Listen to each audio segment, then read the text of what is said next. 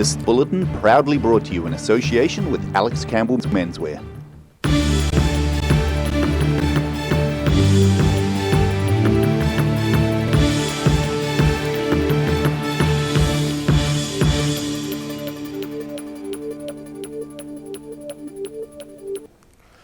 Kia ora, good evening. Welcome to the South Today. I'm Daryl Baser. The COVID-19 pandemic alert is at level 4 as of 11:59 on Wednesday night. Things are changing for New Zealand as this global pandemic continues to spread. The South Today isn't immune to the issues facing the nation as we all band together to stop the spread of the COVID-19 coronavirus. We at Allied Press thank you for your viewership and understanding at this time as New Zealand joins the rest of the world in doing everything possible to reduce the impacts of this deadly virus. Director General of Health, Dr. Ashley Blomfield, has revealed there are 85 new cases of COVID-19, including 76 confirmed cases and 9 probable. 37 people have now recovered from having COVID-19. There are currently 8 people in hospital, including 1 in intensive care.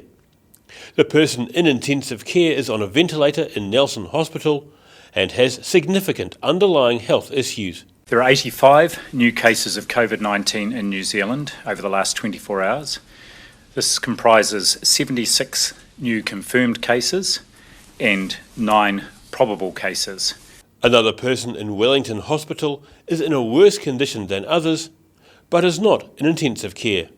Today's announcement brings the total number of confirmed and probable cases of COVID-19 in New Zealand to 368. In Dunedin, the South Today. On the eve of this week's nationwide lockdown, due to the outbreak of the coronavirus, the Southern Region's mayors have banded together to offer advice for residents around the South. For now, our focus is on keeping essential services running. That's rubbish collection, the water supply, paying the bills. A lot of our staff are now working from home. Others will be redeployed to support the community response to COVID-19. We hope to be as transparent with information as we possibly can, but this is a fast-moving situation.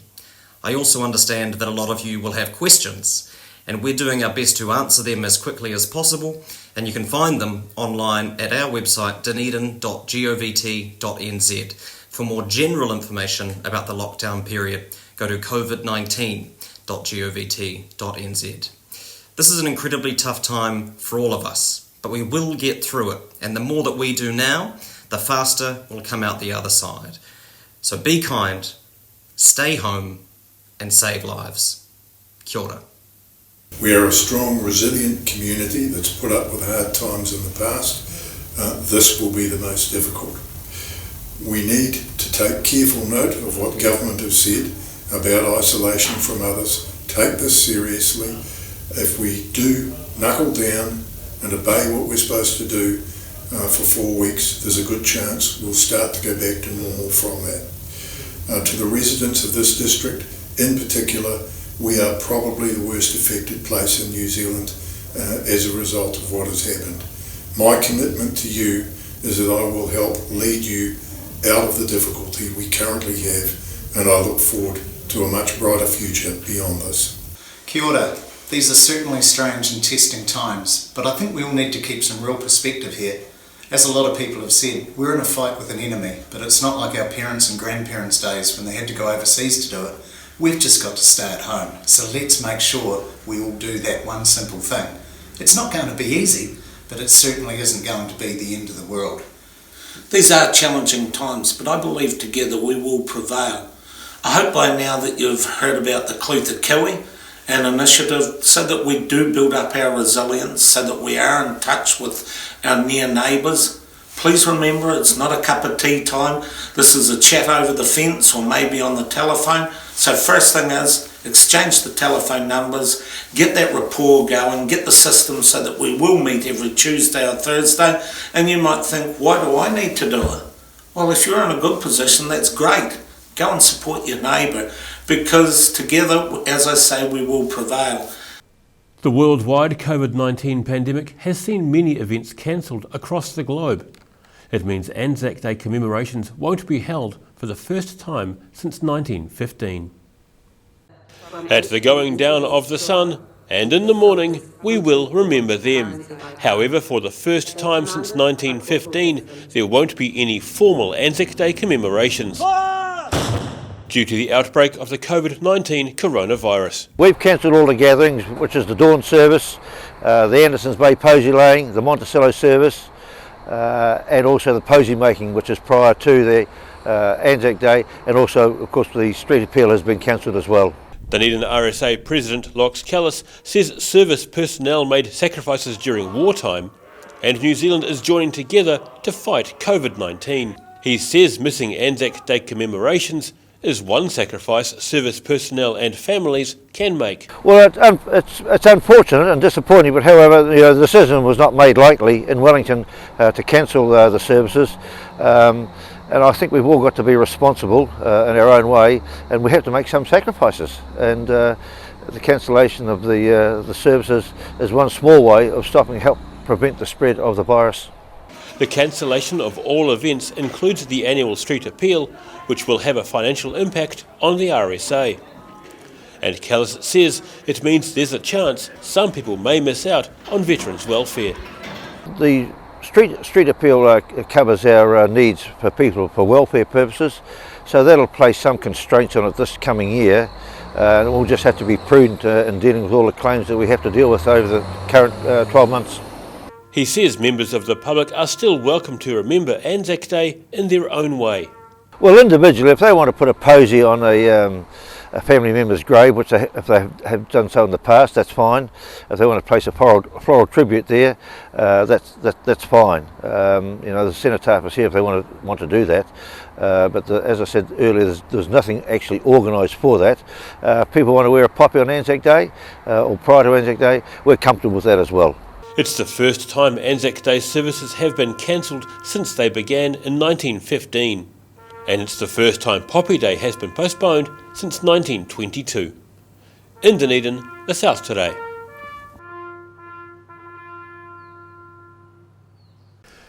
COVID-19 is sweeping the world, infecting 500,000 people to date. The majority of events have been shut down across the globe. However, Otago Daily Times sports editor and Rugby Chat's Paul Dwyer have found a few events still on, and have even set up a competition for you to take part in. Welcome to ODT Rugby Chat. Look, I said last week I wasn't sure whether we'd come back since I was holding up a sign last week saying no rugby, but look, there's not a lot going on. There's no sport, there's nothing to do at home. You're in day 1, day 2 of lockdown. How's it going? It must be tough. At least some of us can still come to work because we need to get an ODT out every day.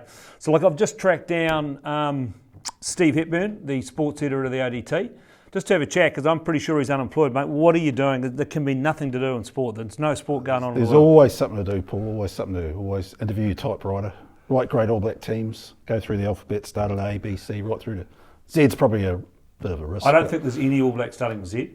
Z Brock, you could. Yeah, you can probably get away with that. Maybe X2.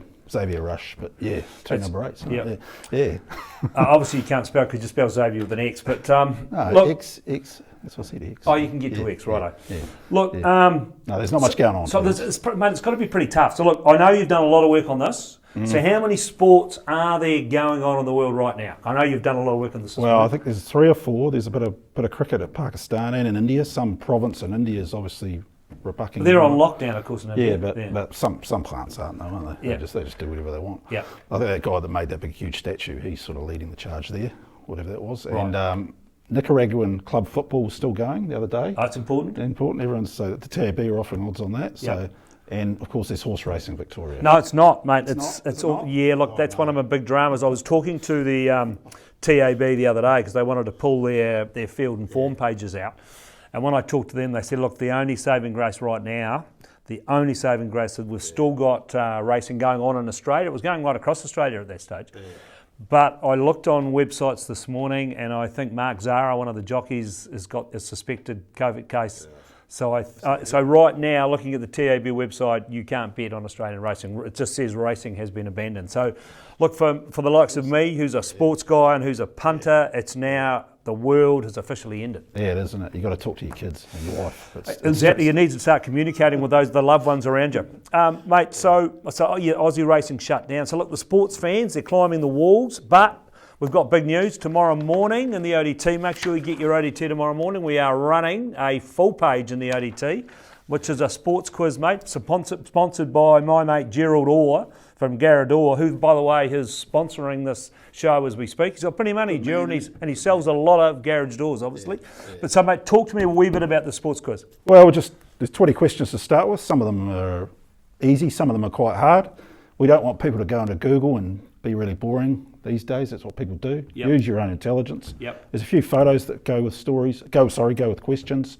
And yeah, if they can email it to us, obviously you can't come into the office. So it's going to be sport at ODT. It's going to be on that. It's going to be on the full page tomorrow. Sport at ODT. You just need to go to sport at ODT. And what you guys will go through, the first correct entry you get off, I presume, will be the winner. Yep. And don't forget, what we might do is wait till next Wednesday. You have it in by next Wednesday, and then we'll go through and find out who the winner is. Right. Okay. So get those in it to us over the next few days, and we will give you a prize. I've come up with some prizes over the next few days. So we're going to give you a year's subscription to Rugby News. It's in our stable now, Rugby News. Yep. I think it's their 50th year too, mate, from memory. Yep, Bob Howard, who lives in Arrowtown now, was the editor there for a while. He's done some rugby coverage for us. He does essentially. In fact, I was up there doing I think a Queenstown versus Arrowtown game at Easter last year, and I was actually trying to shoot video, and he ran over the top of me twice. Oh, disgusting. As an old man. He's a great bowler though, isn't he? Well, he thinks he's a great bowler, but from what I can see, mate, he's very, very average. Okay, so that's it. So tomorrow we've got the sports quiz. So make sure you get your ODT. Now, I know that things will be getting tough at home. You'll be climbing up the walls. The kids will be everywhere. So as of Monday in the ODT, we're going to run an adults full puzzle page as well, and we're also going to run a page for the kids. So that's as of Monday, and that will go on the paper every day, Monday to Friday, for the next 3 or 4 weeks. Get them off those bloody phones. Well, get them off the phones. It's going to be costing you a fortune. Get them into these quizzes. So those will be in the ODT for you on Monday. Now, I'm still looking for possible sponsors for those pages. They'll be extremely well read. So if you're looking to sponsor those pages, just get in touch with me, paul.dwyer@alliedpress.co.nz. But these numbers for where you're going to send this stuff will be flashing across the bottom of the screen. I've got no idea how that works, but Luke assures me he can get it done. And mate, just to finish up, I know, and look, just to finish up, we thought we might run a quiz for ODT Rugby Chat. Yeah. So we've had a bit of a chat, and what are you thinking? We should run this, and you can just again send your answers to Sport at ODT. Yep. And I reckon the best question is, who is the best player that's ever played for Otago? So the best player ever to play for Otago, but I think from our point of view, it's going to be more important about the why. Yeah, the why. Yeah, so we don't want one who John Timu, and that's it. You want you to give us a reason, because we're probably going to pick it on reason. If you're, and the more hard case you can be, the better off we're going to like it. Again, Steve will be the final judge. Don't come back to me and moan if you didn't win, because Steve will pick that. Zingaree Richmond bias too, of course. So there'll be nobody from Zingaree Richmond. They burn. I can't say that about burning their club rooms down. So we won't. There's a cigarette, mate. Huh? Right. So there it is. So just remember that. Who in your opinion was the best player to play for Otago since the formation of Otago, and give us a damn good reason why. And you'll also win a subscription to Rugby News for 12 months. So there. Yep. Who do you reckon? Who's your? Oh, mate, that's interesting for me. Very hard. Yeah, look, that's really, really tough. I'd have to do a lot more thought. I could throw some names up, and I still wouldn't be close, but. Look, I'd have to look at a Jeff Wilson. I'd have to look at a Josh Cronfeld, because these are sort of the guys that were in my it's sort of in my era. So I'd be looking at a Jeff Wilson. I'd be looking at a Josh Cronfeld. But from a bias point of view, I'd be looking at a Tane Randall. I just thought he was he played for the Sharks, but he was a complete rugby player. He was very good for Otago. He was great. Yeah, and I don't think you could count the amount of mistakes he made on one hand. So what about you? You've been around doing this for a long time now. Who's your guy? I'm probably those 80s, 90s, maybe Crazy Ladder. Yeah. Dick Knight. He did cost us a shield, but yeah, well, it's Colin Hawke really. Well, that's right, but yeah. Crazy Ladder. Dick Knight, Gordy McPherson, Brett Pope I always liked a lot. Mike Brewer, although he got injured a bit, and he went to Canterbury, so that counts against him. Yeah, so but it's an interesting competition. Look, so there it is, and just send that, just once you work that out, just send that through to us at sport@ODT, and you'll win that another subscription to Rugby News. And look, I will be back next week. I'll probably be, because you'll be asking why have you guys sitting so close together, but next week I'll probably be doing outside interviews. I'll be sitting in studio and we'll be Skyping somebody in. So that's for next week. But look, don't go crazy. Fill out that rugby quiz tomorrow. Life goes on. We'll talk to you again next week. Time now for a look at the weather. Tonight's weather proudly brought to you by Mole Map. Beginning with the situation, frosty in many inland areas tonight and fine tomorrow with sunshine for most. Some cloud remaining along the Otago coast and temperatures will be cold for this time of the year. In the southern towns, Balclutha, the Catlins, Lumsden and Gore can all expect light winds and fine weather.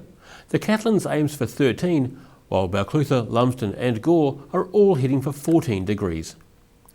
Travelling westwards to the Central Lakes, Queenstown, Wanaka, Alexandra and Te Anau are all in for light southerlies, clear skies and 14 degrees. Heading north and along the coast, Timaru and Oamaru are due for light southwesterlies, cloudy skies and 13 degrees. Looking inland, Twizel and Omarama are set to have light southeasterlies, clearing skies and 14 degrees. In Dunedin, cloudy tonight with a overnight low of 8 degrees. Still mostly cloudy tomorrow with some sunny periods developing. A high of 12 and a low of 8. It should be mostly cloudy and cold on Sunday with moderate northeasterlies developing. A high of 13 and a low of 9 degrees. It should be mostly cloudy in Invercargill with an overnight low of 5 degrees. Mostly fine and sunny tomorrow with light southerly quarter winds and cool temperatures. A high of 13 and a low of 1 degree overnight means you could be in for a touch of frost. It's looking similar on Sunday with cold temperatures, a high of 14 and a nippy low of 3. And that's all from the South Today team for this Friday and indeed for the week. For the latest news from the southern region, head online to odt.co.nz, follow Channel 39 on Facebook and stay tuned for the latest update from the government after this about the coronavirus. Have a great evening, stay calm during the pandemic, don't travel unless it's absolutely necessary, look out for your friends and whānau, ka kite, anō.